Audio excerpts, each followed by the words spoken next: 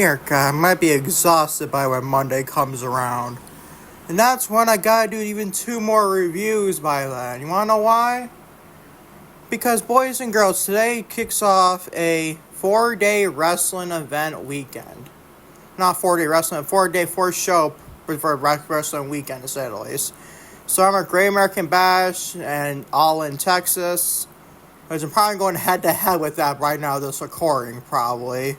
Because it's like 28 minutes away before I start All In and also Great American Bash. To make that 27 minutes now. I know I'm an idiot. I forgot to do this review, and honestly beforehand, this Smackdown review. But anyway, Smackdown was not very good last night whatsoever. But All In and Great American Bash finished off with Saturday night's main event for July 12th, 2025. And honestly, tomorrow you got Evolution 2025 as well.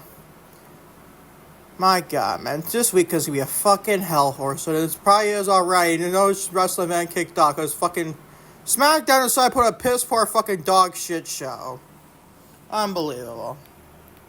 I'm going to discuss your Smackdown review. Follow me on social media, Twitter, Instagram, and TikTok, Lucas E. Allen. Facebook is still technically No Limits to Lucas. Watch on YouTube. Hit the like button on today's upload.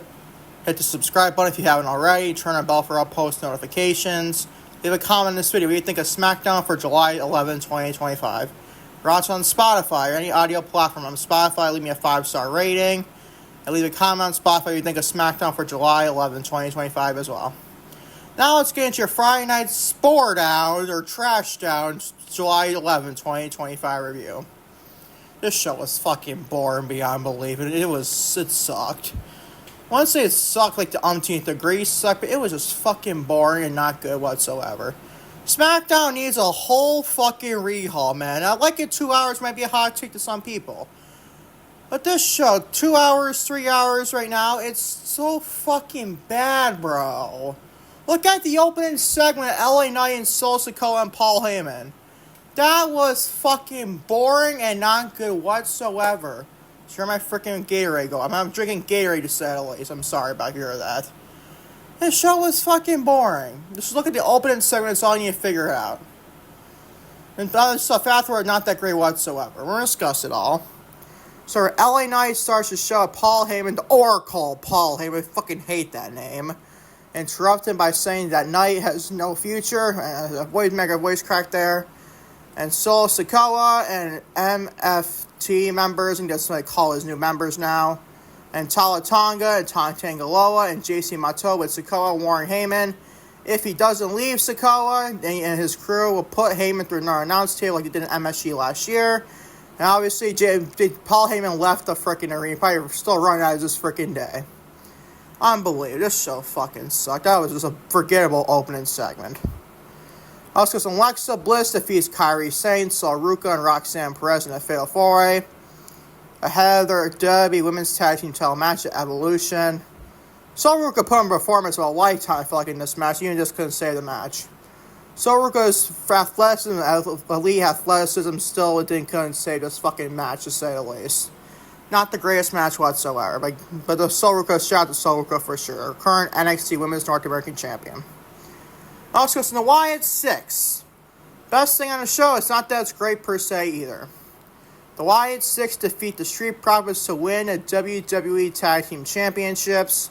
I have this big question about freaking title matches, changing hands on SmackDowns. And when you have Saturday night's main event right here tonight, around the corner tonight, or you could have done another PLE or another Saturday night's main event. You do realize Saturday night's main event only has 4 fucking matches tonight. I know it's only a 2-hour show. It's a TV special. I get it. Probably like half of it probably commercials anyways. I get that, people. But seriously, this show, oh my God. You can't have this fucking match take place at Saturday night's main event tonight. No, you gotta put on fucking SmackDown like every other tag team title match on SmackDown or Raw. On the Raw side, to say the least.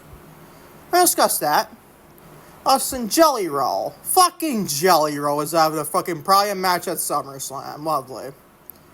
JellyRoll had a promo until he was interrupted by Logan Paul and was putting down the crowd. And Randy Orton hit the ring and takes some shots at Paul until Drew McIntyre hit a claymore kick out of nowhere. on Orton, and Paul attacked Orton after that until JellyRoll attacked Logan Paul. Fucking formulaic stupidity, if you ask me. Discuss that.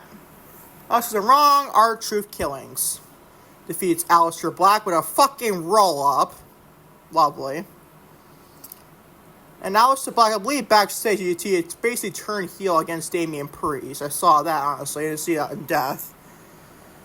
I like that better than this fucking match possessed. Like, what the fuck are we doing with Aleister Black, bro? I'm fine with him being a heel and everything, but my god, you had him take a L to wrong R-Truth killings. You got a jobber entrance last night. It goes to show you how fucking terrible this show is.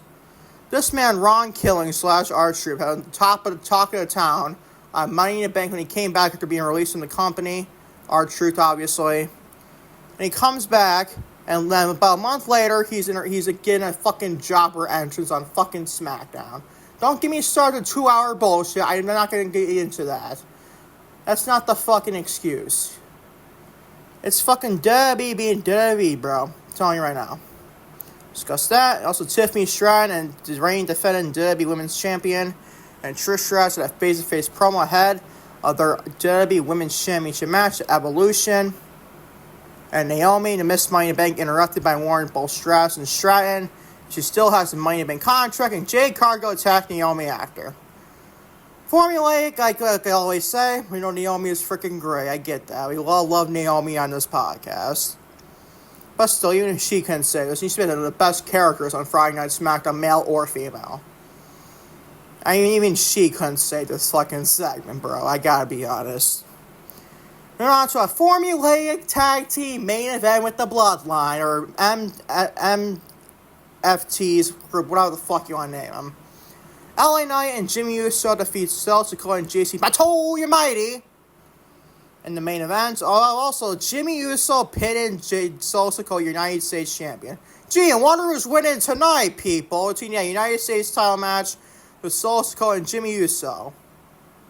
Slight exaggeration. Look to the left and right in my direction. Discussing on today's podcast, join me because consists this week's Friday Night Down, July 11, 2025 review on Lucas C on YouTube and all audio platforms. Starting with, you guessed it, LA Knight. He starts the show with Paul Heyman, the Oracle Paul Heyman. Still hate that fucking name still. Interrupt him by saying that Knight has no future and Solo Sikoa, the reigning defending WWE United States Champion, and MFT members with Talla Tonga, Tanga Loa, and JC Mateo Mighty. Interrupt with Sikoa warning Heyman if he doesn't leave. Then Sikoa and his crew will put Heyman through another announce table, just like MSG last year, and Heyman eventually ran away, to say the least.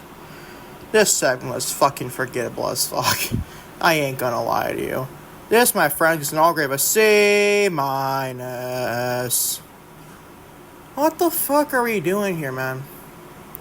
What the fuck is this start to your Friday Night Smackdown, July 11, 2025? What the fuck is this, Triple H, and why should I fucking care? Why should I care about this? Just generally asking the honest question here, Paul Levesque. What is this? What is this? I'm generally asking, Triple H. This show just goes to show you how fucking bad it is. It shows to show you how bad it is. Now, 2 hours, 3 hours, doesn't fucking matter. The show is umpteen fucking forgettable. C- your fucking grade. On to Alexa Bliss. She'll be competing this Sunday with Charlotte Flair for the WWE Women's Tag Team Championships. Alexa Bliss defeats Kairi, Sane, Ruca, and reigning defending WWE NXT Women's North American Champion. We believe is defend her championship tonight. Yep, against... What the fuck was she facing? Did my preview predictions? What the fuck was she... Oh, Izzy Dame she's facing for that championship. Goes to show you how much my brain is flipped upside down, to say the least. So Ruca, the reigning defending NXT Women's North American Champion, which gets defeated by Kairi Sane. He gets defeated by Alexa Bliss, and Kairi Sane took the pinfall. And a fail for Alexa Bliss, Kairi Sane, Ruca, and Roxanne Perez, the other half Women's Tag Team Champion. This was freaking forgettable. Other than Ruca's performance here, I felt it was freaking great for Ruca. Ruca was freaking great in general. She's obviously a North American champion for some reason, bro. There's a reason for that, to say the least. But this match did nothing for me other than that. I ain't gonna lie, dude. This match did nothing for me, to say the least, other than Ruca put on a great performance as always. This gets a C+ as your grade. By the way, I want to, get this review all published and done with already. This show was fucking forgettable. Because right now, I've wasted 2 hours of the recording time after I did the first opening segment. And right now, I'm doing this for NXT Great American Bash and All in Texas, about an hour into both shows. Hour and a half, to be more specific.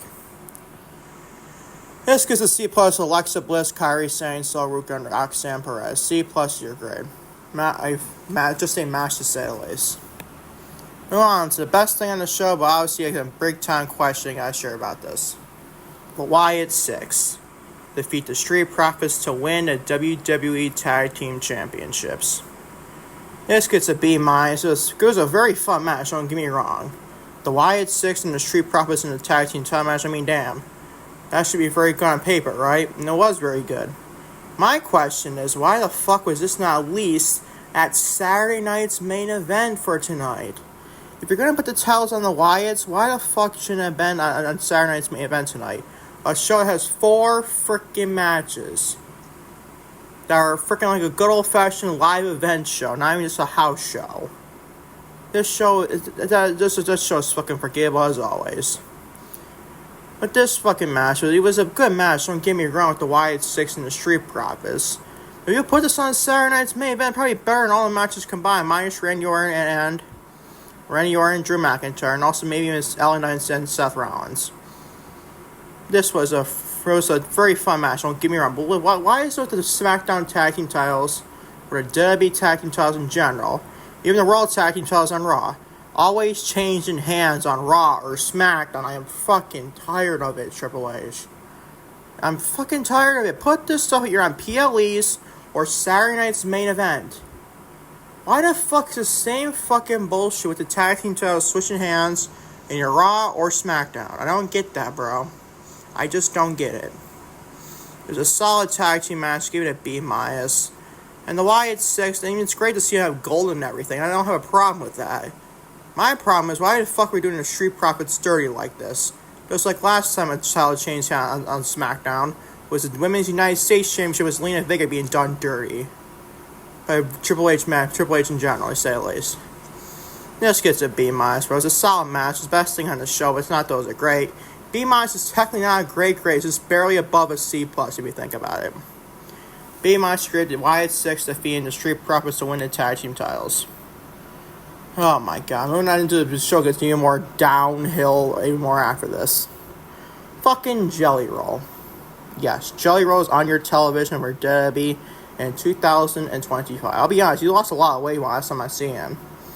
Last time we seen him, he had a lot of weight to me. He lost a lot of weight as of last night. You know what? He's getting ready for SummerSlam more than likely. We're going to discuss this right now. JellyRoll had a promo until he was interrupted by Logan Paul. He was putting down the crowd, and Randy Orton hit the ring and took some shots at Paul until Drew McIntyre hit a claymore kick out of nowhere, basically an RKO out of nowhere, but a claymore kick to say the least. No pun intended to Randy Orton. Nowhere on Orton, and Paul attacked Orton, and after that until JellyRoll attacked Logan Paul after that. A big fat C. What do you want me to say, bro? What the fuck was the point of this? JellyRoll is probably going to take up a SummerSlam match. I know it's 2 nights, I get that, and I like that kind of for a bit. But to put a match on one of those 14 matches, more than likely, one night it's going to be 7 matches, the other probably be 7 matches in general, name one night too. But one of 14 matches is fucking JellyRoll in a match. Why, dude? Why is my question. And why should I care? Why should I care to see JellyRoll in a fucking tag match? More than likely to see him and Randy Orton teaming up against Drew McIntyre and Logan Paul. And is that a disservice to Randy Orton and Drew McIntyre? Definitely think so for that one, to say the least. Like, seriously, dude, can we please, well, what are we doing? I would like to know what the fuck we're doing here. No, that I'm gonna know, but you get the point. That's just a big fat C. A big fat fucking C. And JellyRoll and Randy Orton team up with each other to take on Randy Orton. Let's try again. JellyRoll and Randy Orton probably team up to take on Drew McIntyre and Logan Paul. Is that the best way to utilize Randy Orton and Drew McIntyre, even leaving Logan Paul for SummerSlam? The answer is fuck no, to say the least. This gets a big fat C, to say the least, as well. Now, to Wrong R-Truth Killings. He defeats Aleister Black, another big fat C. And he won a fucking roll-up, dude. What's with WWE, AEW, and doing the fucking roll-up finishes, bro? I am fucking tired of them. What are we doing? Can we please come up with more creative finishes at bare minimum if you're going to defeat Aleister Black? I don't like that in general. I know R-Truth / Ron Killings came back. He has some big scenes. He ended up being a big story about him being released from WWE. I get that. He needs momentum. I understand that. But you know, he ain't helping his favors to give him a fucking jobber entrance either there, WWE. You didn't even know Ferris gave him a jobber entrance too. Oh, but it's 2-hour Smackdown, you dumbass. Of course we get the jobber entrance. No, like, seriously, I like the 2-hour Smackdowns, and I want them to stay.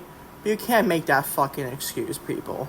You can't make that freaking excuse. I'm sorry. Just goes to show you how bad this show is. Now, it's 2 hours, 3 hours, 50 hours. It doesn't freaking not that I want the show to be 50 hours. I'm just exaggerating for the sake of exaggerating. Get the point. And by the way, Aleister Black basically turned heel backstage. He took out Damian Priest with a black mask on his knee strike to say the least. It looks like a heel turn to me. But it could be honestly a thing of frustration too for Aleister Black. It could be a thing for sure, to say the least. But I gave this a big fat C though. I just didn't care for this whatsoever. I like the Aleister Black heel turn backstage. That is a heel turn. But still, that's all I can give you. That's all I can give you as for freaking caring about this, to say the least. A big fat fucking C.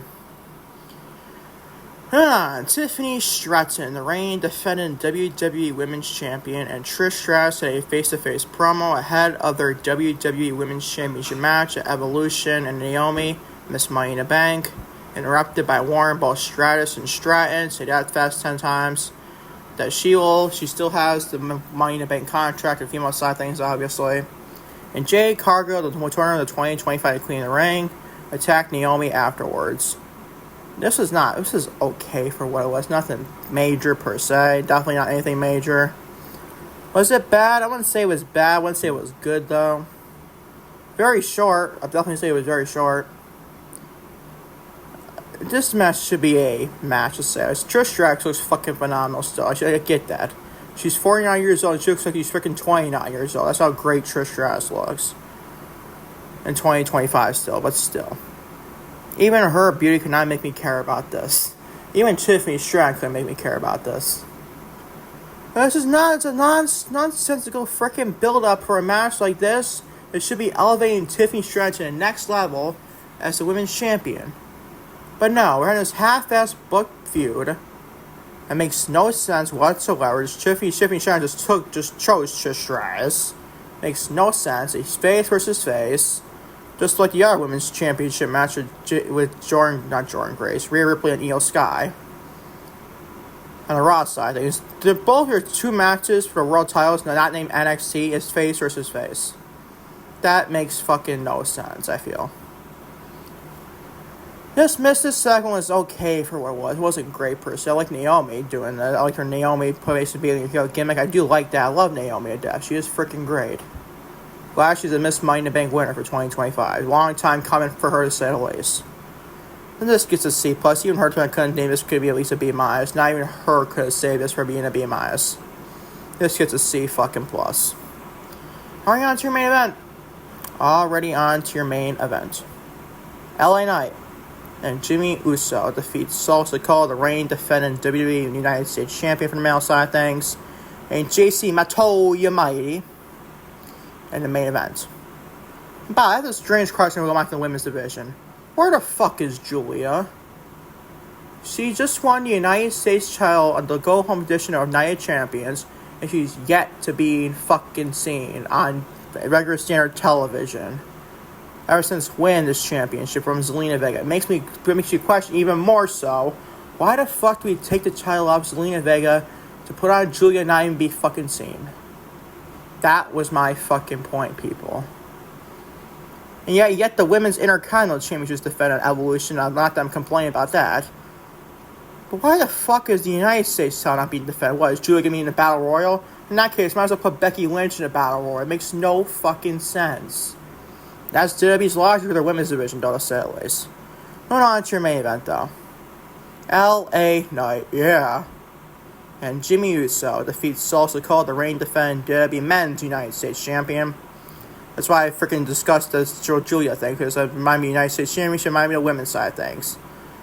LA Knight and Jimmy Uso defeats Solo Sikoa, the reigning defending United States Champion, and JC Mateo Mighty in the main event.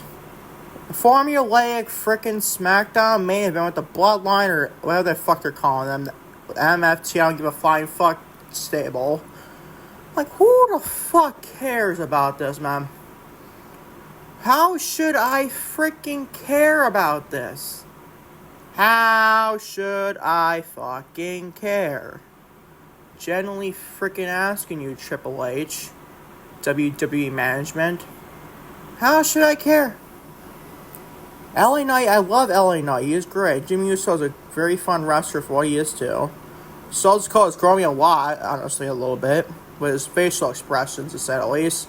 And Jeff Cobb, or JC Mateo, is JC Mateo / Jeff Cobb. We get that. But this did nothing for me. Your go-home edition for Saturday night's main event for the men's side, I think it's the men's main event. Go-home edition for Saturday night's main event. For a go-home edition for this, I know Saturday night's main event don't mean shit to WWE. It just makes you question, why is there even Saturday night's main event, even more so. And this is just did nobody any fucking favors, man. It didn't do anybody any damn favors. That's why, plus Jimmy Uso pinned your United States Champion by another fucking roll-up. That's just like the fucking last match, not the last segment, the last match of Ron Killings and Aleister Black. That ended in a fucking roll-up. And this match, this tag team match, ended in another fucking roll-up. What is with these fucking roll-up finishes with World Wrestling Entertainment and All Elite Wrestling? I see it less for NXT to a point. But dude, what are we doing here? What are we fucking doing here, Triple H? I don't want to act like a fucking robot. I'm just over-exaggerating. Don't believe you to say that. Who did this help? Who did this benefit for? Not the fans. Definitely not me. I'll tell you that right now. You probably didn't benefit LA Knight or Jimmy Uso or Solo Sikoa and JC Mateo either. It didn't benefit the United States title match tonight with Jimmy Uso and Solo Sikoa. That even didn't benefit either. Good old fucking WWE Smackdown main event booking, if you ask me. This gets a C fucking plus. Now, it's not a bad main event, but it's a formulaic fucking SmackDown main event as always. It's boring as fuck, man. You know what I mean to say? This main event, LA Knight and Jimmy Uso defeating Solo Sikoa and JC Mateo in the main event. It's no grade of a C+. As for JellyRoll show for Friday Night Smackdown, July 11, 2025, it's no grade of a C+. That is your Friday Night Smackdown, July 11, 2025 review on Lucas on YouTube and all audio platforms. Thank you all for watching. Lucas on YouTube and all audio platforms for your Friday Night Smackdown, July 11, 2025 review. Today being Saturday, July 12, 2025. I know I'm recording this during Saturday night's main event. Let's try again. I know I'm recording this during Great American Bash and All In right now. I'll be honest, I actually watched the Men's Casino Gala match to tune in for that live. That match was just mid. I gotta be honest. I didn't watch Great American Bash yet, so I just want to watch it sometime tomorrow, to say the least. Then we'll have your Green to update content. Tomorrow will be your Great American Bash 2025 review, and also your AEW All In Texas 2025 review as well. I'll be on tomorrow, to say the least. And on Monday will be your Saturday night's main event, July 12, 2025 review. And also your WWE Evolution 2025 review as well. Reason why Saturday night's main event is the review not taking place tomorrow is because a lot of frickin' uploads. Obviously 2 uploads for tomorrow and probably 2 uploads on Monday. I didn't want to do 3 uploads for one fucking day. It seems like a fucking overkill, to say the least.